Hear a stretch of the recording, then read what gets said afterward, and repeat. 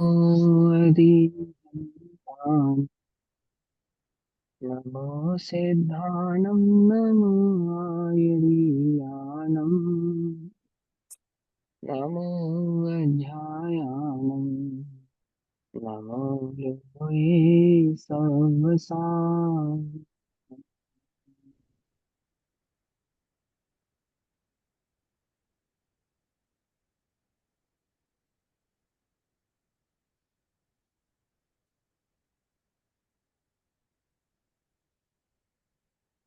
मंगलम भगवान वीरो मंगलम गौतमोगणी मंगलम कुंद कुंदाद्यो जैन धर्मोस्तु मंगलम। सर्वमंगल्य मांगल्यम सर्वकल्याणकारकम प्रदानां सर्वधर्माणां जैनं जयतु शासनम्। तज्जयति परं ज्योतिः समं समस्तैरनन्ततर्याये दर्पणतल इव सकला प्रतिफलति पदार्थमालिका यत्र।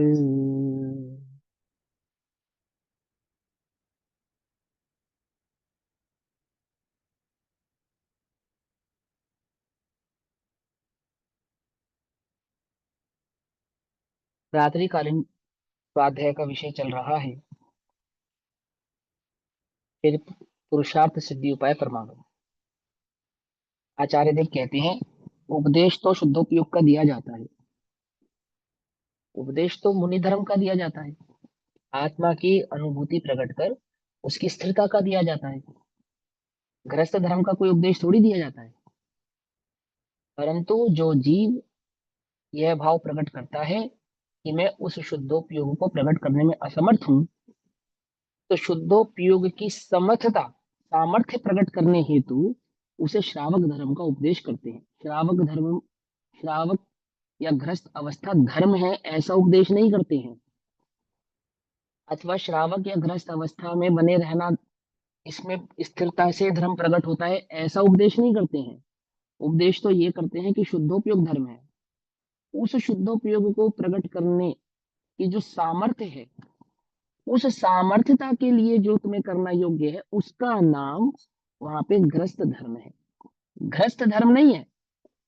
धर्म की साधना, धर्म भाव को प्रकट करने की जो सामर्थ्य है, उस सामर्थ्य हेतु से उस विधि का नाम वहां गृहस्थ धर्म कहा है। और वहां क्या समझाते हैं कि किस प्रकार से रत्नत्रय की आराधना पूर्वक उस रत्नत्रय रूपी धर्म की प्रकटता होती है, शुद्धात्मा की प्रकटता होती है। ठीक।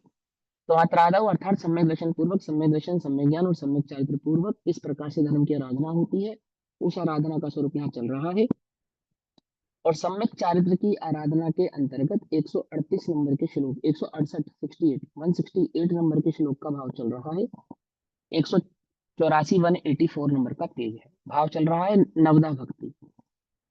सम्यक चारित्र के अंतर्गत शिक्षा व्रतों में भक्ति के स्वरूप में नवदा भक्ति का स्वरूप चल रहा है। नवदा भक्ति कहते हैं कि वह 9 प्रकार की भक्ति है, उनका कैसा स्वरूप है, किसे भक्ति कहना, किस प्रकार से श्रावक अतिथि संविभाग नवदा भक्ति पूर्वक करता है। अर्थ करने से पहले, श्लोक पढ़ने से पहले, जो आपने प्रश्न पूछा कि हम कैसे आइडेंटिफाई करेंगे सब्जियों में कि कौन सी सब्जी खाने योग्य है, कौन सी खाने योग्य नहीं है, ये क्वेश्चन है ना आपका। तो देखो, सबसे पहला अभक्ष होता है अनजान। अनजान अभक्ष, पता ही नहीं है उसके बारे में, तो वो अभक्ष ही मान लो। अभक्ष है, हमें उसके विषय में पता नहीं है। जब तक उसके विषय में हमें सही प्रकार से जानकारी ना हो जाए, पता ना लग जाए, है ना, तर्क युक्ति न्याय और बुद्धि विवेक से हम समझ ना जाए कि यह भक्ष है, यह भक्ष है, तब तक उसका सेवन नहीं करना चाहिए। ठीक। अब जितनी तुम्हारे संज्ञान में है वो कितनी है, अनकाउंटेबल है या काउंटेबल है? मोटी मोटी है। कितनी होंगी? 10 20 30, इससे अधिक तो नहीं होंगी। उन 20 30 अधिक जो सब्जियां हैं, उनमें कौन सी भक्ष है और कौन सी अभक्ष है, ये जानना कौन सा कठिन कार्य है? बोलो, ये कठिन है क्या? कुछ भी कठिन मेरे को नहीं है। कठिन लगता है, क्योंकि if you think about it, टिंडोरा, तुरिया, दूधी, हाँ, वो सब में बीज रहता है अंदर। हाँ, वो बीज की अपेक्षा से नहीं है। वहां पे अति सूक्ष्म बीज होता है। गुदा, जो सब्जी का गुदा है उससे अलग होने में जो परेशानी प्रकट करता है ना? और उसमें और कोई भी प्रकार के भेद होते हैं जो बीजों से ही बना होता है, ऐसे बहुत सारे भेद हैं। अब हमें नहीं समझ में आ रहा, डिटेल में समझ में नहीं आ रहा, तो सिंपल सिंपल सी बात है, बैंगन जो होता है वो बहुबीजा कहने के कारण अभक्ष होता है, कटहल अभक्ष होता है, और इसी प्रकार के जो फल होते हैं कटहल और बैंगन की जाति के, वो सब अभक्ष की श्रेणी में आते हैं। अब आपका क्वेश्चन जैसे कि मुझे ये समझ में आना, दूधी यानी कि लौकी जिसको कहते हैं, या टिंडोरा यानी टिंडा जिसको कहते हैं, या तुरई, तोरी जिसको कहते हैं, ये अभक्ष है या नहीं है? ये अभक्ष की श्रेणी में नहीं आते हैं। ठीक है ना? सिंपल, इतनी सी बात थैंक है, यू। बहुत इसमें में विशेष जाने की आवश्यकता ही नहीं है, वो अभक्ष की श्रेणी में नहीं आते। जमीन का सब अभक्ष की श्रेणी में आते हैं, और अन्य अन्य सब्जियां हैं, उनमें भक्ष्य भक्ष का विचार करने में कोई बहुत विशेष बुद्धि लगाने की आवश्यकता पड़ती नहीं है।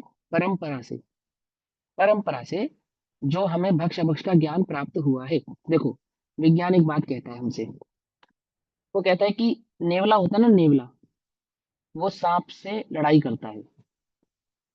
तो जब नेवला सांप से लड़ाई करता है तो एक निश्चित स्थान पर ही करता है, सब जगह नहीं करता, मालूम? नेवला जब सांप से लड़ता है तो ये नहीं कि जहां कहीं उसे सांप मिल गया और जहां कहीं नेवले ने सांप से लड़ाई कर ली, यह कहीं नाग दम। कहानी, कहीं कहानी फंस गई तो बात अलग है। लेकिन नेवला इतना चतुर है कि उसको ये पता है कि सांप से युद्ध कहाँ करना है, तो बोले कहाँ करना है? एक विशेष प्रकार की जड़ी बूटी जहां पाई जाती है, उस स्थान पर ही यदि सांप से युद्ध हो जाए तो नेवला युद्ध करता है, लड़ाई करता है। क्यों? क्योंकि उस नेवले को ये पता है कि इस जड़ी बूटी को खाने से ये सांप का जहर मुझे नहीं चढ़ेगा। तो वैज्ञानिक कहते हैं उसको ये बात कहाँ से पता चली? भैया, ये विशेष नाग प्रकार का दमनी जो, बूटी है, नाग दमनी हाँ, बूटी। हाँ वो ठीक है, सूंघता है नागदमनी उसको, बूटी, सूंघ लेता है उसको। हाँ बस। जो भी है, खाने से या सूंघने से, है ना? अपने को तो उदाहरण समझाना है, हाँ भैया, वीडियो ठीक। का है ना? हाँ हाँ। हाँ।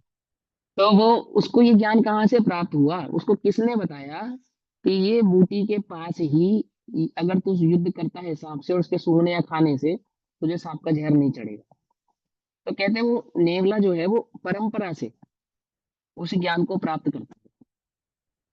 कबूतर है, चिड़िया है, जितने भी पशु पक्षी हैं, इनको कहाँ भोजन प्राप्त होगा, कहाँ भोजन प्राप्त नहीं होगा, और कौन सा भोजन खाने योग्य है, कौन सा भोजन नहीं खाने योग्य है, ये ज्ञान उन्हें परंपरा से प्राप्त होता है। चाहे वो चींटियां हो, चाहे वो चिड़िया हो, चाहे वो अन्य अन्य जीव हो, उन सभी को ये परंपरा से ज्ञात होता है। अब ये बात समझा देता हूँ, कोई नहीं, तो विज्ञान ने एक स्टडी में ये समझाया कि हम कबूतर को छत पे दाना डालते हैं या कहीं कहीं दाना डालते हैं, उल्टा नहीं पकड़ना। देखो अब जो स्टडी है मैंने जो पढ़ी है, मैं तो वो स्टडी बतला रहा हूँ, और उन्होंने क्या तर्क दिया वो तर्क समझा रहा हूँ। उन्होंने कहा कि ये जो हम दाना डालते हैं कबूतरों को, जगह जगह छत पे डालते हैं, कहीं डालते हैं, इससे हम कबूतरों का नुकसान कर रहे हैं। तो बोले नुकसान कैसे कर रहे हैं? तो कहते हैं स्टडी ये कहती है कि परंपरा से जो इन्हें प्राप्त ज्ञान था कि दाना कहाँ मिलेगा, किस प्रकार से दाना पानी खोजा जाता है, वो एक दूसरे से उन्हें मिलता था। तो उस दाने और पानी की खोज में कबूतर उड़ता था। उड़ने के कारण क्या होता था, वो कई प्रकार के रोगों का शिकार नहीं होता था जो वर्तमान में हो रहा है। जैसे उस अंधा हो जाता है, या उसकी आंखों में कई प्रकार के दाने उगाते हैं, या कई प्रकार की उसको बीमारियां हो जाती हैं। तो पहले कबूतरों में इस प्रकार की कोई बीमारियां नहीं थी जो आज की डेट में पाई जाती है ना? पहले आपको मालूम है कबूतर की बीट से इलाज किए जाते थे, टॉयलेट से कबूतर की। तो विज्ञान कहता है कि वर्तमान में वो करने योग्य नहीं है, क्योंकि कई प्रकार के रोगों से ग्रस्त होता है। तो क्यों हुआ ये ग्रस्त, क्या कारण बना? बोले जब से हमने इन्हें दाना डालना शुरू किया तो परंपरा से जो प्राप्त ज्ञान था ना, वो खोते चले गए। वो खोते जाने के कारण इनके पास दो ही काम रह गए, खाना और भोगना। तो उससे क्या हुआ, अब इनके अंडे ज्यादा पैदा होते हैं, बच्चे ज्यादा पैदा होते हैं, और वो बीमार होते हैं, और कई प्रकार की बीमारियों के वो शिकार होते हैं, और इस तरह के कारण उनकी परंपरा जो है वो विलुप्त होती जा रही है। तो एक प्रकार से हमने उनके अंदर एक प्रकार का संकर दोष पैदा कर दिया, ये विज्ञान की स्टडी है। तो मुझे क्या समझाना, मुझे ये समझाना है कि जगत का कोई भी प्राणी है, उसको क्या खाना है और क्या नहीं खाना है, ये ज्ञान वो परंपरा से प्राप्त करता है। इसी प्रकार मनुष्य तो और ज्यादा एडवांस है। वो तो सिर्फ खाना खाना नहीं, कहाँ रहना, कैसे जीना, क्या पहनना, क्या नहीं पहनना, किससे मित्रता करना, किससे मित्रता नहीं करना, कौन अच्छा कौन बुरा, व्यापार कैसे करना, धन कैसे कमाना, ये सब परंपरा से सीखता है, ये कोई शास्त्रों से सीखता है। दुकानदारी बनने का बच्चा किसी स्कूल कॉलेज में थोड़ी सीखता है। क्या समझे? वो तो पिताजी के साथ बैठता है, पिताजी के अनुभव से सीख जाता है। बिटिया खाना बनाना किसी स्कूल कॉलेज में थोड़ी सीखती है। माँ किससे सीख कर आई? माँ अपनी माँ से सीख कर आई, माँ से बिटिया ने सीखा, बिटिया से उसकी बिटिया सीखती है। मतलब परंपरा से सीखते हैं हम। चाहे खाना बनाना हो, चाहे खाना खाना हो, इस प्रकार के अन्य चीजें हम परंपरा से सीखते हैं। इसी प्रकार से भक्ष और अभक्ष का सेवन, कौन सा सेवन करने योग्य है और क्या सेवन करने योग्य नहीं है, इसमें अधिकतर चीजें तो हम परंपरा से ही सीखते हैं। समझ आई बात? कि हमारे पूर्वज किस प्रकार के शाक सब्जियों का सेवन करते थे और नहीं करते थे। तो नहीं करते थे तो क्यों नहीं करते थे, करते थे तो क्यों करते थे, और वो किस मौसम में क्या खाना क्या नहीं खाना आदि आदि, ये भाव हम परंपरा से सीखते हैं। और उसी परंपरा के आधार से हम उसे ग्रहण भी करना चाहिए। और फिर भक्ष और अभक्ष की नीति ऐसी नहीं है कि जैसे कोई सब्जी ऐसी है, कोई शाक सब्जी ऐसी है कि वो भक्ष ही है, सदैव भक्ष ही है, ऐसा नियम नहीं है। जैसे उड़द की दाल, तो उड़द की दाल भक्ष है या अभक्ष है? कि जिसको वात अधिक बनता हो उसके लिए अभक्ष है। पकड़ में बात? जिनको वात आदि अधिक नहीं बनता हो उनके लिए अभक्ष नहीं है। अरहर की दाल, जिनकी बॉडी एसिडिटी ज्यादा बनाती हो उनके लिए अभक्ष है। जिनकी बॉडी एसिडिटी नहीं बनाती है उनके लिए भक्ष है। पकड़ में बात? तो भक्ष भी कई प्रकार का हो जाता है, भक्ष में भी अभक्ष का भेद हो जाता है। एक पदार्थ एक काल में भक्षण करने योग्य होता है, वही पदार्थ अन्य काल में भक्षण करने नहीं योग्य नहीं होता। अधिक ठंडी वस्तुएं ठंडी की मौसम में अभक्ष हो जाती है। अधिक गर्म तासीर की वस्तुएं गर्मी के मौसम में अभक्ष हो जाती है। तो कौन सी वस्तु का कब सेवन करना नहीं करना, क्या भक्ष है क्या अभक्ष है, ये सब ज्ञान हम अपनी परंपरा से सीखते हैं। तो वहां से उसे भली प्रकार से हम जान सकते हैं। और विशेष जानने के लिए आचार आदि ग्रंथों का अध्ययन करने से उसका ज्ञान हो जाता है। ठीक। चलो अब यहाँ चलते हैं 168 नंबर के पेज पर। यहाँ कहते हैं नवदा भक्ति का स्वरूप कहते हुए, संग्रह मुच्च स्थानन पादोदकमर्चनं प्रणामं च वाक्काय मनः शुद्धिरेषण शुद्धिश्च विधिमाहु। और संग्रहम अर्थात प्रतिग्रहण, प्रतिग्रहण अर्थात वेलकम करना, प्रगाहन करना। किसी भी अतिथि को, मुनिराज हैं, श्रावक हैं, श्राविका है, आरिका है, इनका प्रगाहन किस प्रकार से किया जाता है, वेलकम किस तरह से किया जाता है ना? इस आदर के साथ इनको अपने पास अपने घर में प्रवेश कराया जाता है। तो क्या कहते हैं? प्रतिग्रहण, ऊंचा आसन देना, चरण धोना, पूजा करना, नमस्कार करना, मन शुद्धि, वचन शुद्धि और काय शुद्धि रखना, और भोजन शुद्धि, इस प्रकार आचार्यों ने नवदा भक्ति रूप विधि कही है। तो नवदा भक्ति का जो स्वरूप था वो मोटा मोटा हमने लास्ट कक्षा में समझा था। अब यहाँ विस्तार से थोड़ा भाव को समझते हैं। यहाँ कहते हैं सबसे पहले संग्रह अर्थात पड़गाहन करना। पड़गाहन करना मतलब वेलकम करना, सिंपल। तो मुनिराज को बड़े आदर पूर्वक भोजन के लिए, आहार के लिए विनती करते हुए अपने घर में प्रवेश कराना। समझे बात? यहाँ पे लिखा है ना भोजन के लिए, यहाँ पे आहार होना चाहिए मेरे हिसाब से। इस ये भोजन है, आहार है, खाना है, ये कहाँ कहाँ इस्तेमाल किए जाने वाले शब्द हैं, इनका हमें ध्यान में रखना चाहिए। ये भी एक विवेक कहलाता है। इसको इसको वचन की लेशा कहते हैं। ठीक है ना?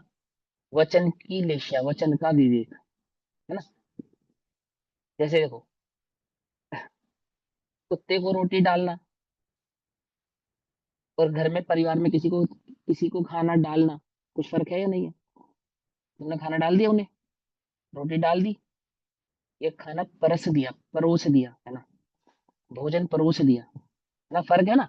ये वचन की निश्चय कहलाती है कि उसमें आदर, उसमें आपका विवेक झलकता है कि आप कितने विवेकवान हैं कि आप किन शब्दों का प्रयोग करके उस बात को कह रहे हैं। ठीक।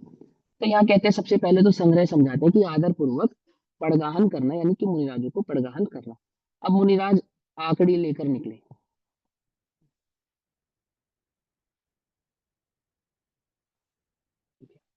हाँ, तो क्या कहते हैं? मुनिराज आकड़ी लेकर निकले। तो आकड़ी लेकर निकलते हैं, तो उस आकड़ी में जो भी उनकी विधि बैठती है, जहाँ भी जिस प्रकार की विधि बैठती है, तो उनका पड़गान ऐसा नहीं कि आइए महाराज बैठिए, ऐसे नहीं, आज हमारे घर में बढ़िया भोजन बनाया, ये पधारिए, ऐसा नहीं। उसका एक सिस्टम है। हे स्वामी नमोस्तु नमोस्तु नमोस्तु, ऐसे कहकर उनका पड़गान होता है। हे स्वामी नमोस्तु नमोस्तु नमोस्तु, ऐसा। आखिरी बैठेगी तो वे रुकेंगे।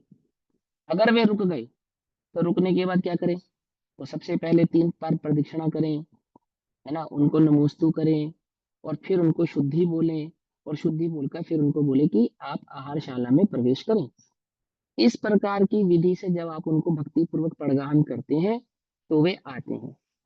यदि नवदा भक्ति में इस प्रकार से पड़गाहन नहीं करते हैं, तो आखिरी बैठने पर भी वे आहारशाला में प्रवेश करते नहीं है, अंतराय माना जाता है। ठीक है ना? क्यों? क्योंकि दातार का मनोभाव मनोभाव उससे प्रदर्शित होता है। आपके घर में कोई मेहमान आया और ऐसे टाइम पे आया जब आपको कहीं जाना था, समझे? अब आप ये तो कह नहीं सकते कि मुझे जाना था, तुम आ गए। तो हमारा जो वे ऑफ टॉकिंग और एटीट्यूड, वो उसको बतलाता है कि तू गलत टाइम पे आया है। जैसे मान के चलो आप उसको पानी दोगे, तो आधा पानी ट्रे में, आधा पानी ग्लास में, क्या? समझ आई बात नहीं समझी? पानी भरते समय किचन में से 2 बर्तन गिरने की आवाज आ रही है। पानी पिलाते समय आधा पानी छलक के ट्रे में आ रहा है, आधा ग्लास में रहता है। और फिर, और इस समय कैसे पधारना हुआ? हम भी बस जाने ही वाले थे, अचानक से आप आ गए। इस तरह के जो शब्द हैं, जो हम उसको जता रहे हैं, जो हमारा एटीट्यूड है, जो हमारी क्रिया है, वो बतला रहा है कि तेरी जो मनोदशा है, वो ये बतलाती है कि मैं गलत समय पे आया हूँ। समझ में बात नहीं समझ में आई, है ना? तो इसी प्रकार वो क्या कहते हैं कि आहार, जब हम मुनिराज को पड़गाते हैं, अर्थात उनका वेलकम करते हैं, तो हमारा जो वेलकम करने का तरीका है, स्वागत करने का तरीका है, वो हमारा एटीट्यूड वो दर्शाता है कि हम मनोभाव से आपको बुला रहे हैं, या बस हमारा मन तो नहीं है, पर हमें देखा देखी ये कार्य करना पड़ रहा है। समझे? तो वहां क्या कहते हैं कि सबसे पहली भक्ति है पड़गाहन की भक्ति, यानी कि आपका वेलकम करने का तरीका। यदि आपका वेलकम करने का तरीका सही है, तो ही वे मुनिराज उस भक्ति भाव से उस आहारशाला में प्रवेश करेंगे, अन्यथा नहीं करेंगे। दूसरा, उच्च स्थान प्रवेश करने के बाद, अर्थात घर में ले जाकर उन्हें उच्च आसन पर बैठाना, उच्च व योग्य आसन पर बैठाना। सिर्फ उच्च आसन पर बैठाना नहीं, उच्च व योग्य आसन पर बैठाना। तो ऊंचे आसन का मतलब क्या होता है? उच्च आसन का मतलब ही आप अपने आप में ही, उच्च आसन का अर्थ ही योग्य आसन है। समझ में बात नहीं समझ में? उच्च आसन का अर्थ ही योग्य आसन होता है, अर्थात जो आसन निर्दोष हो, उन उस पद वाले जीव के लिए उपयुक्त हो। जैसे आरिका जी हैं, क्योंकि वो बैठ के आहार करेंगी, तो ऐसी चौकी हो जिसपे सही प्रकार से बैठा जा सके। क्योंकि मुनिराज हैं, खड़े होकर आहार करेंगे, तो ऐसी चौकी हो जिसपे खड़ा हुआ जा सके। उच्च आसन ऊंचा भी हो और योग्य भी हो। अब तुमने ऐसी चौकी लगाई जो बार बार ऊपर नीचे होती हो, हिलती हो, तो वो अच्छा आसन नहीं है, वो उच्च आसन नहीं, योग्य आसन नहीं है। कैसा होना चाहिए? जो शुद्ध हो, पवित्र हो और योग्य हो। ये 3 गुण जिसमें होते हैं, उसे उच्च कहते हैं। समझे ना? जैसे हम कहते हैं ना, भाई इनके विचार बड़े उच्च हैं। तो उच्च विचार कैसे हैं? फर्स्ट फ्लोर वाले, सेकंड फ्लोर वाले हैं, या थर्ड फ्लोर वाले? नहीं समझे ना? उच्च माने अच्छे, विवेकवान, है ना? ऐसे ही आसन में उच्चता का मतलब ऊंचा आसन हो, ऐसा नहीं कि 2 फीट का आसन लगा दिया वो उच्च हो गया, अथवा 1 फीट का आसन लगा दिया वो उच्च हो गया। समझे नहीं समझे? कि भैया हमारे घर में सबसे ऊंचा तो किचन का स्लैब है, तो वहां बैठा दें, है? उच्च माने योग्य। समझ में आई बात नहीं समझ में? योग्य कैसा? कि वो हिलता डुलता ना हो, अपवित्र ना हो, उसमें दीमक ना लगी हो, कीड़े मकोड़े, गंदा ना हो, कई प्रकार के खाद्य पदार्थों के उस पर दाग ना लगे हो। समझ में आई बात नहीं समझ में? पवित्र हो, अहिंसक हो, समझे? योग्य हो, जिसमें बैठने पर खड़े होने में आसानी हो, सहजता से जिसपे खड़ा हुआ जा सके, सहजता पे जिसपे बैठा जा सके। ठीक है ना? उसमें जीव जंतु ना चलते हो, जाले ना लगे हो, कहीं से टूटा फूटा ना हो, उबड़ खाबड़ ना हो, आधा पेंट लगाए आधा पेंट उखड़ रहा है, ऐसा हो सकता है नहीं हो सकता है? तो जो पेंट आदि से के द्वारा लेपित ना किया गया हो, लेपित आसन पे मुनिराज नहीं बैठते हैं।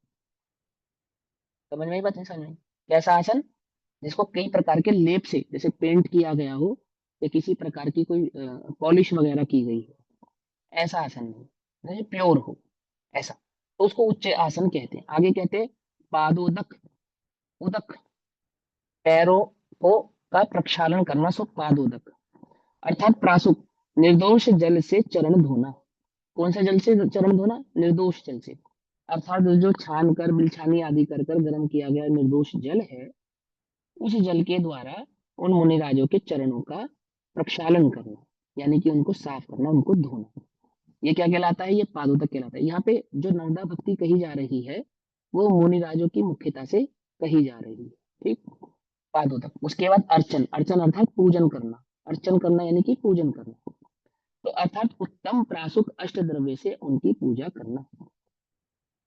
उत्तम माने लोक में कितने उत्तम है, कितने मंगल है?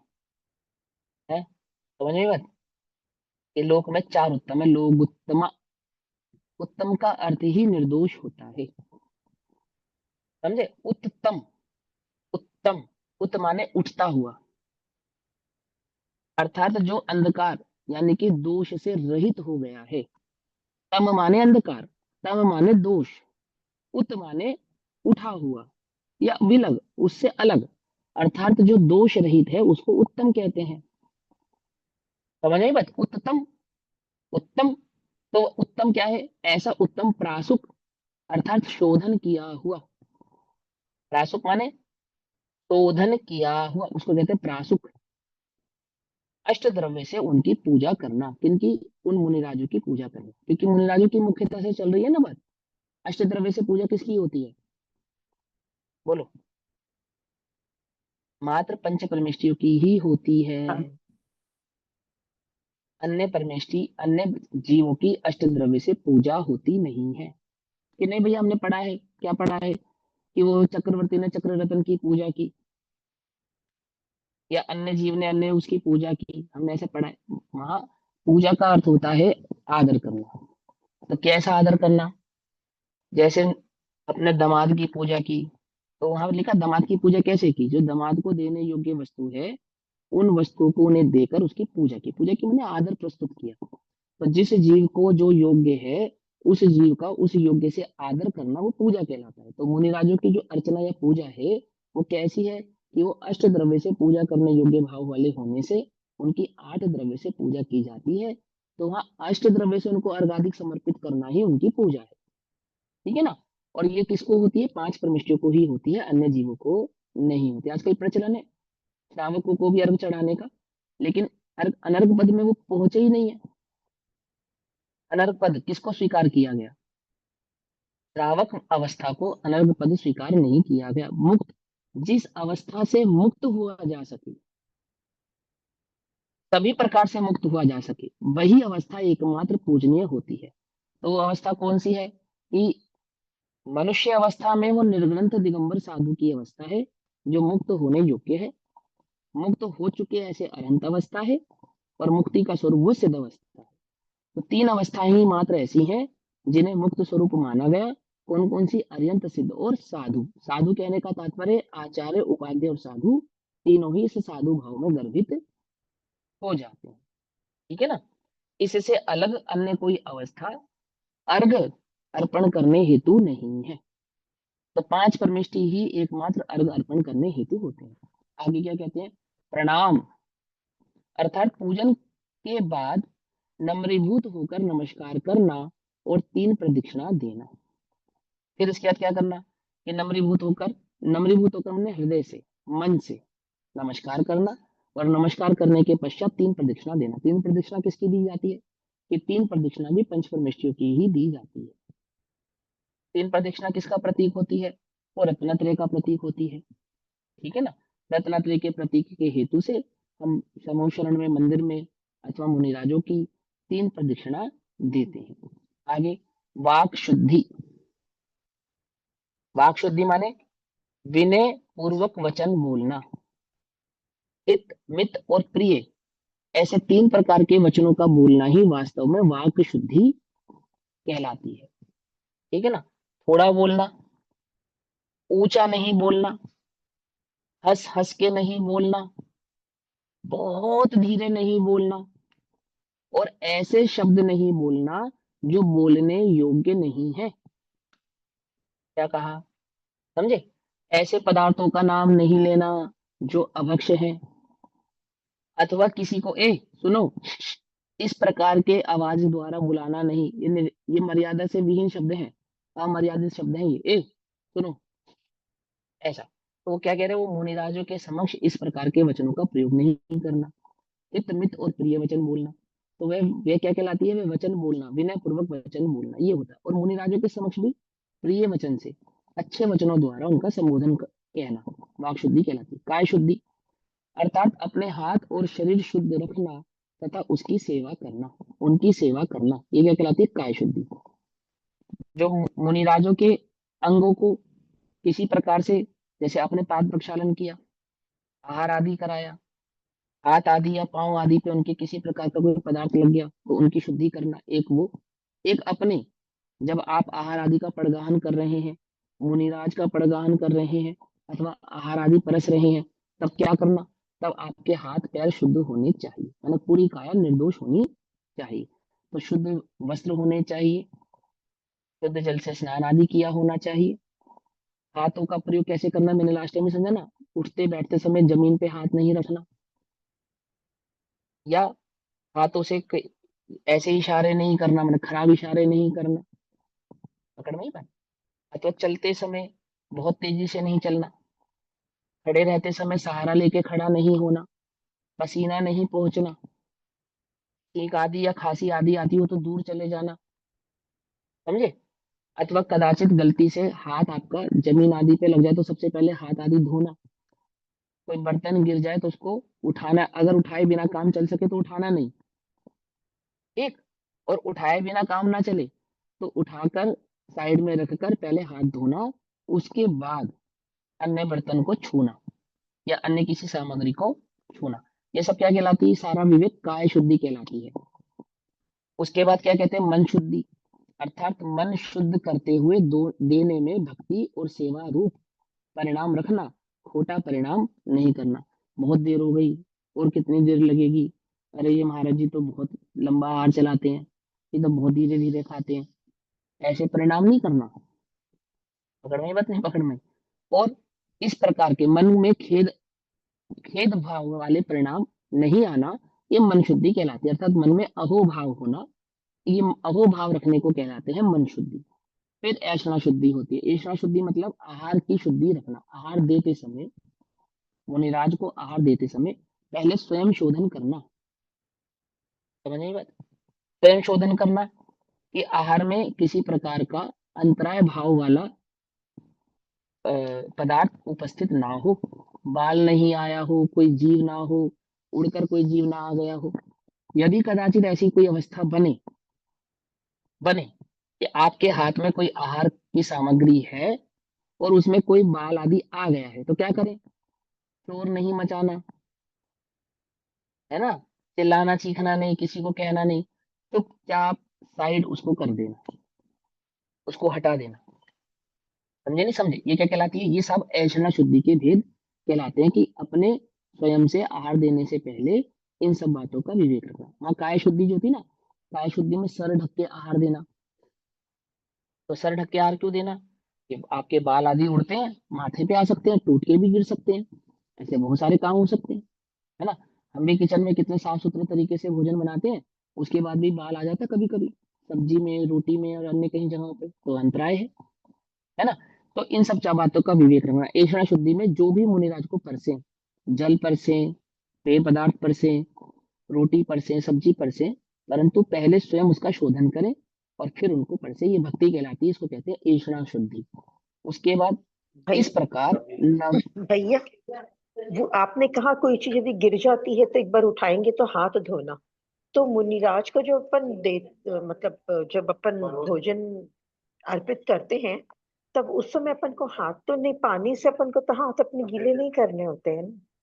नहीं, हाथ धो सकते हैं, फिर कपड़े से पूछो हाथ धोने क्यों नहीं धो सकते, आप बिल्कुल धो सकते हैं, प्रासूक जल से धोना। ऐसे नहीं अनछड़ किसी भी जल से धोना, प्रासूक जल से अपने हाथों को धोकर सूखे कपड़े से पोंछ कर रखना ना, उसकी तैयारी रखना पहले कि कहाँ मुझे हाथ धोने हैं। और स्वयं चली, हाथ धोने का बर्तन भी स्वयं नहीं छूना होता, अन्य किसी से अपने हाथ धुलवाना, क्योंकि तुम्हारे अशुद्ध हाथों से जब तुम उस बर्तन को छूओगे तो वो भी अशुद्ध हो जाएगा। सिंपल, ये विवेक है, बस एक विवेक के जरिए। देखो ये जितने भी शुद्धियां हैं यहाँ जो बतलाई जा रही है, ये सारी अलर्ट करने वाली शुद्धियां कि आप प्रमादी होकर कार्य ना, अलर्ट रहे, एकदम अलर्ट होकर काम करें। क्योंकि जो अलर्ट होता है ना, वही वहां पर अहिंसा का पालन कर सकता है। जो अलर्ट नहीं है वो अहिंसा का पालन कर सकता नहीं। और अलर्टनेस आपके अंदर के विवेक को दर्शाती है, प्रमाद आपके भीतर की कषाय को दर्शाता है, अलर्ट आपकी भक्ति को दर्शाता है, प्रमाद आपके अंदर भक्ति नहीं है इसको दर्शाता है। अभी देखो जब आपको बहुत अच्छी रुचि होती है, आदर होता है, भक्ति होती है सुनने की, तो बड़े ध्यान से सुनते पढ़ते हो। और जब प्रमाद आ रहा होता है, जब अब भैया बस अब बैठ तो गए हैं, कभी वीडियो ऑफ कर लोगे, कभी कुछ करोगे, कभी आंखें झपकेंगी, कभी टूल लोगे, कभी कुछ करोगे, कभी कुछ करोगे, ऐसे है ना। तो ये क्या दर्शा रहा है, ये क्या दर्शा रहा है, दर्शा रहा है आपको भक्ति नहीं है। देखो ध्यान से समझना, आपके बैठने का तरीका, आपके सर हिलाने का घुमाने का तरीका, आपकी आंखें, ये सब दिखाती है कि आप कितने मनोयोग से उस बात को सुन पा रहे हैं या समझ पा रहे हैं। और ये जो आपका मनोयोग है ना, आपके बैठने का तरीका, आपके सुनने का तरीका, आपके देखने का तरीका, ये क्या कहलाती है, ये जिन वचन के प्रति भक्ति कहलाती है। सिंपल, बस इसी को कहते हैं। अब मैं जानबूझ के ढूंढूं ऐसी जगह जहां मैं कमर लगा के बैठ सकूं, है, और आंख बंद करके सुनूं। आंख बंद करके सुनना चाहिए नहीं सुनना चाहिए, बोलो। भक्ति ये कहती है कि आंख बंद करके नहीं सुनना चाहिए।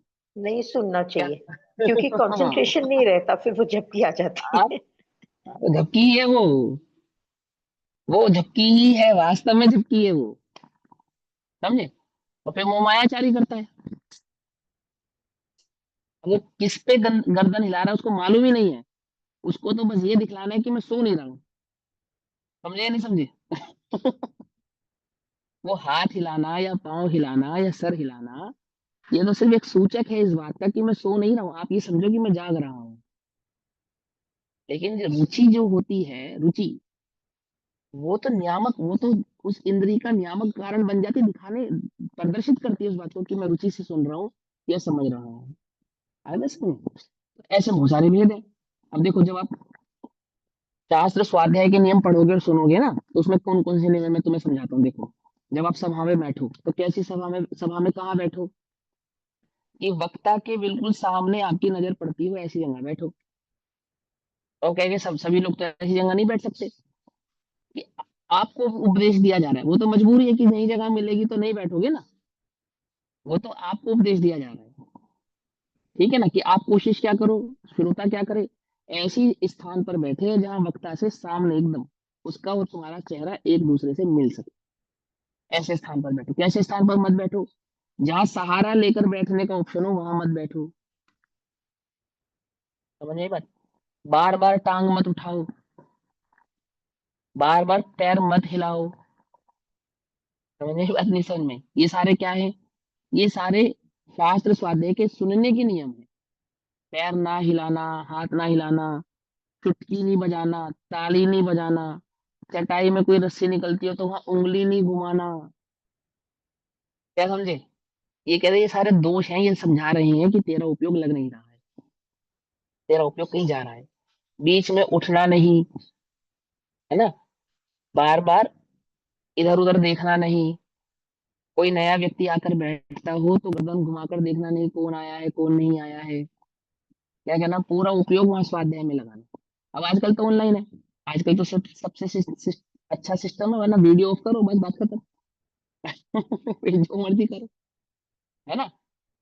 अभी देखो, बुरा नहीं मानना, अभी तुम स्वाध्याय करने बैठे हो ना, कायदे में तुम्हें सबको सर ढक के बैठना चाहिए,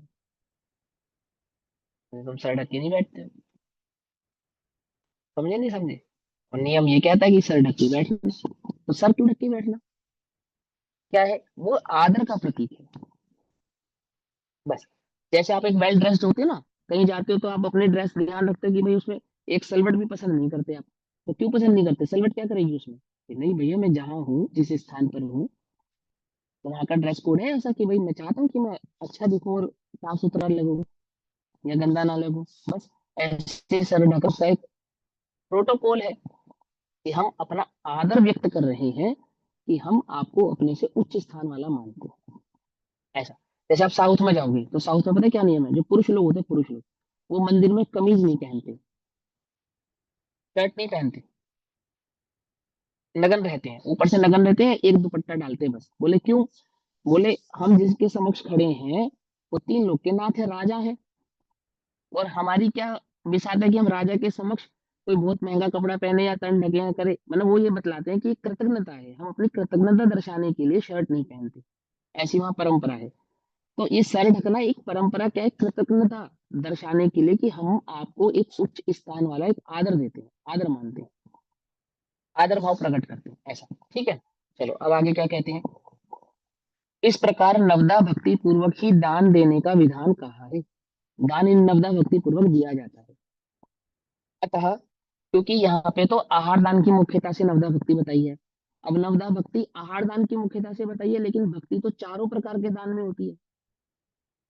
ज्ञान दान में भी होती है, आहार दान में भी होती है, औषध दान में भी होती है, और अभय दान में भी होती है। तो अभय दान की भक्ति क्या कहलाएगी? तो जो ऐषणा समिति के नियम है वो सब अभय दान की भक्ति कहलाएगी। समझ में आई बात? नहीं समझ में?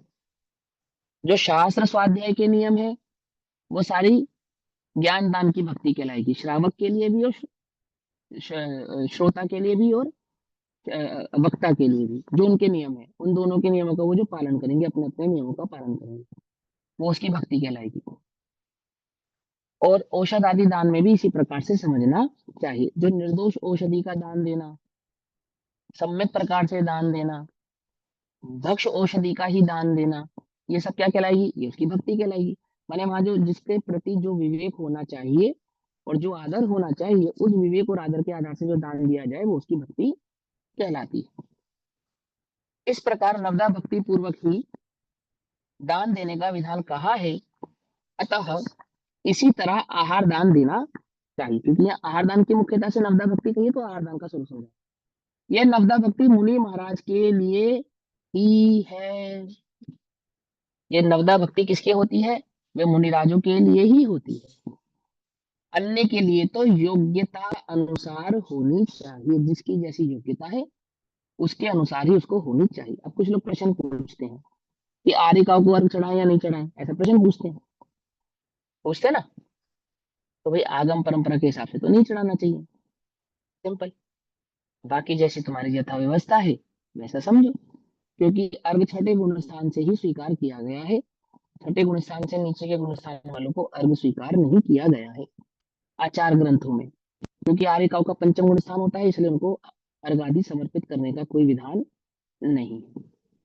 भावार्थ, जो उत्तम पात्र है अर्थात मुनिराज है। अब देखो इसमें कुछ लोग क्वेश्चन उठा सकते हैं, सरोज आंटी जी मैंने कुछ गलत तो नहीं कहा? अगर इसमें बदलाव करना हो तो बतला दो मुझे आप, जब ये अपने बीच में वो अनुभवी ज्यादा है। चलो कोई नहीं। जो उत्तम पात्र है, उत्तम पात्र कौन होता है? उत्तम पात्र चार प्रकार के होते हैं। सबसे पहले उत्तम पात्र होते हैं मुनिराज, फिर दूसरे नंबर पे उत्तम पात्र होते हैं आर्यिका, फिर तीसरे नंबर के उत्तम पात्र होते हैं व्रती श्रावक, जिनको हम एल्लक और शुल्लक कहते हैं, और चौथे नंबर के उत्तम पात्र होते हैं श्रावक, सामान्य श्रावक। सम्यक दर्शन तो इसमें गर्भित ही है। समझ में आई बात? पांचवा कोई पात्र, पांचवा कोई पात्र नहीं होता। आप उसे करुणा आदि तो कह सकते हैं, बाकी वे सब कुपात्र की श्रेणी में ही रखे गए हैं। मैं समझाऊं? पात्र कैसे होते हैं? पात्र चार प्रकार के होते हैं। पहला पात्र कौन होता है? मुनिराज ही सबसे उत्तम पात्र होते हैं। दूसरे नंबर के पात्र आर्यिकाएं होती हैं। तीसरे नंबर का पात्र व्रती श्रावक, जिनको हम एल्लक और शुल्लक कहते हैं। ठीक। और फिर सामान्य श्रावक, पहली प्रतिमा से लेकर 10वीं प्रतिमा तक के श्रावक वो सामान्य। अव्रती श्रावक भी पात्र में आता नहीं है, उल्टा नहीं पकड़ना मेरी बात को, ध्यान से समझना। अव्रती श्रावक भी पात्र में नहीं आता, पात्र में तो व्रती श्रावक ही आता है, चाहे वो एक प्रतिमाधारी है, 2 है, 3 है, 4 है, 5 है, कितनी भी प्रतिमा। लेकिन छठी 11 प्रतिमाधारी तक के जो श्रावक हैं वो तीसरे नंबर के पात्र होते हैं, और उससे नीचे के जो श्रावक होते हैं वो चौथे नंबर के पात्र होते हैं। बाकी सब सामान्य पात्रों की गिनती में आते हैं, और विधर्मी आदि कुपात्रों की गिनती में आते हैं। माने जिनके जीवन में धर्मादि भाव नहीं है, जिनकी कषाय मंद नहीं है, जिनको भक्ष भक्ष का विवेक नहीं है, जिनके जीवन में अनुचित कार्य और उचित कार्य का भेद नहीं है, ऐसे सभी प्राणी किसके पात्र नहीं है? बोले दान के पात्र नहीं है। करुणा के पात्र तो है, करुणा के पात्र तो है, किसके पात्र नहीं है? दान के पात्र नहीं। तो करुणा और दान में क्या अंतर होता है? कि उनको धुतकारो नहीं, उनको गाली नहीं दो, उनका बुरा नहीं चाहो, उनके विषय में अनर्गल चिंतन नहीं करो, ये होती है करुणा। क्या समझे? शराबी शराब से तड़प रहा है, उसे शराब पिला दो, ये करुणा नहीं होती। अथवा वो तुमसे 2-4 रुपए मांगे और तुम्हें पता ही है कि क्या होने वाला है, उसे करुणा नहीं कहते। उसे नहीं धुतकारना, उसे नीच दृष्टि से नहीं देखना, उसे गाली नहीं देना, उसे मारना पीटना नहीं, अथवा अपने मन में उसके प्रति खोटा चिंतन नहीं करना, ये करुणा कहलाती है। आई बात समझ में नहीं समझ? जैसे उपसर्ग करते कर्ता के ऊपर मुनिराजों की क्या करुणा है, क्या दया है, कि उसे निर्दोष देखते हैं, बस सिंपल, यही उनकी करुणा, यही उनकी दया है। ऐसे ही करुणा किसको कहते हैं? उस जगत में उस जीव के प्रति जो खोटा चिंतन नहीं किया आपने, उसको दोष दृष्टि से नहीं देखा, उस पर कषाय नहीं की, ये उसकी करुणा कहलाती है।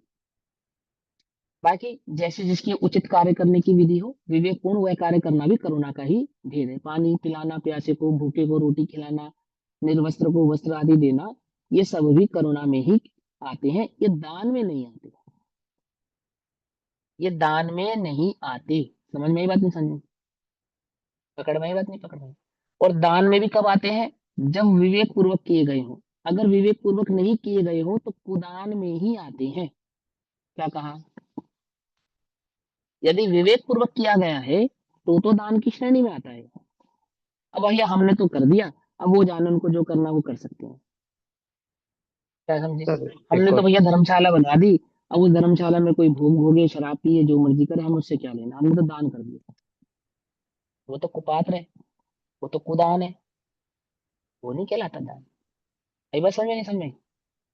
पकड़ में आती है बात नहीं पकड़ में आती? अब दान का बहुत विस्तृत चैप्टर है, और उसको पूरे विस्तार भाव से समझना पड़ता है। दान देने से पूर्व क्या करना, दान। अब रत्नाकरण शावकाचार में सदाशिव दास जी ने टीका में लिखा, दान की टीका में, रुपया दान करने का नियम क्या है? तो बोले रुपया दान करने का सबसे पहला नियम यह है कि दातार के सर पे कर्जा नहीं होना चाहिए। यदि दातार के सर पे कर्जा है तो पहले कर्जा खत्म करे, दान बाद में देवे। फिर दूसरा नियम बतलाया। दूसरा नियम क्या है? कि घर में जिसको जिस चीज की आवश्यकता है, ऐसी योग्य सामग्री का होना अनिवार्य है। यदि घर में बच्चे की स्कूल की फीस नहीं गई है, या घर में कोई भूखा है, कोई बीमार है, उसको दवा नहीं हुई है ना, किसी को किसी चीज की आवश्यकता आपने वो नहीं करी है, तो पहले वो करे, दान ना करे।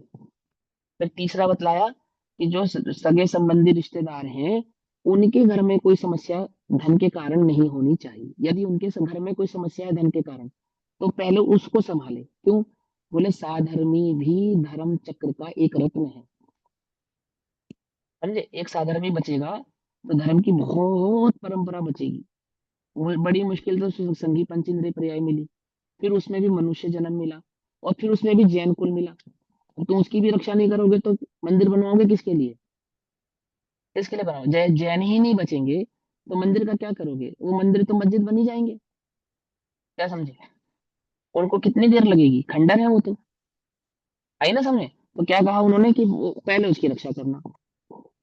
फिर चौथे नंबर पे क्या करना? चौथे नंबर पे कोई साधर्मी पड़ोसी हो, सामाजिक समाज का कोई साधर्मी हो, उसको आवश्यकता हो, तो पहले उसकी आवश्यकता पूरी करना। और इतना होने के बाद यदि धन बचता हो तो दान करना। कहाँ लिखा? ये रत्नाकरण शावकाचार में सदाशिव दास जी ने दान की विधि बतलाई, धन देने की। समझ नहीं पाती समझ में।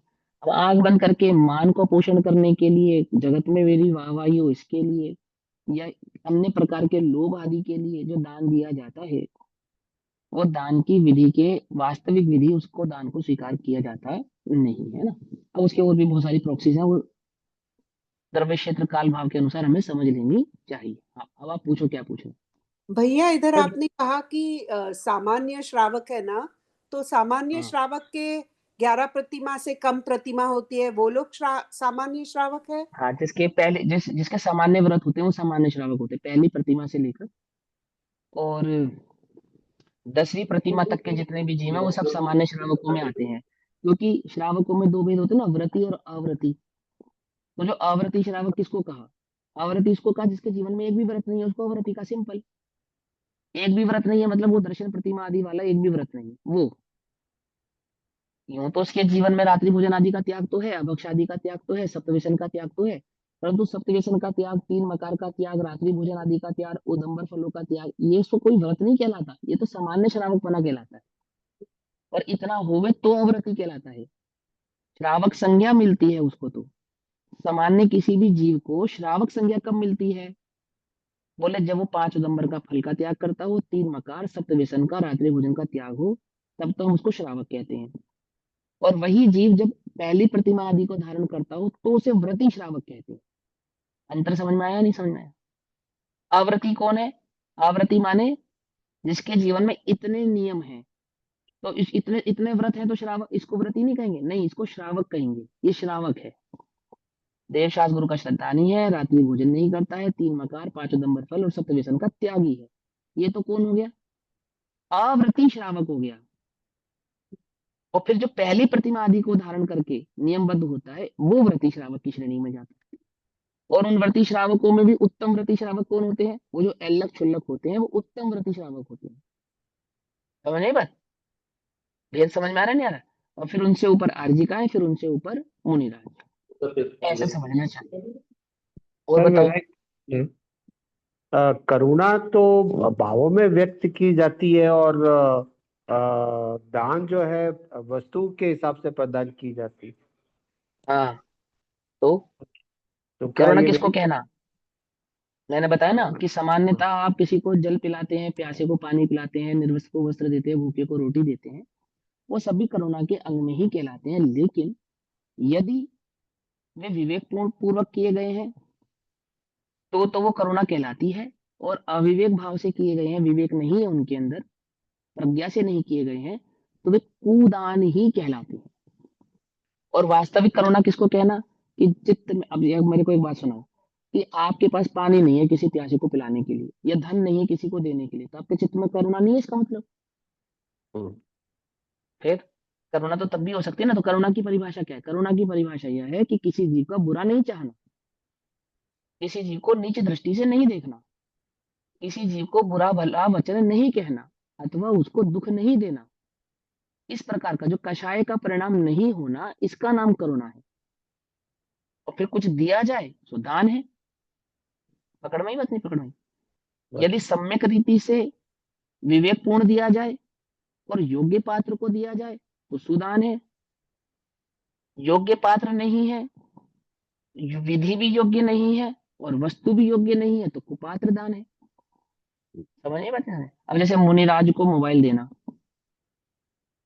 अथवा उनके मोबाइल का रिचार्ज करा देना, उल्टा नहीं पकड़ना। क्या है ये? दान है ना। मुनिराज तो सुपात्र है। कुदान। ठीक है। जो त्यक्त है, जो विषय त्यक्त है, त्यक्त विषय का सेवन कराना, ये कौन सा दान है? तो दान नहीं है। समझ नहीं बात? ये तो ऐसी अवस्था होगी, वो आदिनाथ भगवान निकले आहार के लिए, और कोई कहने लगा घोड़ा ले लो, कोई कहने लगा साम्राज्य ले लो, कोई कहने लगा वापस राजा बन जाओ, मेरी मेरी स्त्री पुत्री से विवाह कर लो, वस्त्र ले लो, आप नगन घूम रहे अच्छे नहीं लग रहे हो। तो बोलो, वो अविवेकी कहलाए ना वो सभी लोग। सभी लोग अविवेकी कहलाए ना। विवेक नहीं है, उन्हें पता ही नहीं है, विवेक नहीं है ना, कि किसको क्या कहना, किसको क्या प्रस्तुत करना, किस प्रकार से प्रस्तुत करना। तो योग्य जीव को योग्य वस्तु का प्रासुक विधि से उत्तम वस्तु का जो देना होता है वही वास्तविक दान होता है, अन्य चीजें दान होती नहीं है। ठीक, अब जो इसका भावार्थ है वो हम कल पढ़ेंगे, भी समय हुआ, तब तक के लिए सभी को जय जिनेन्द्र। ओम नमः सिद्धेश्वर।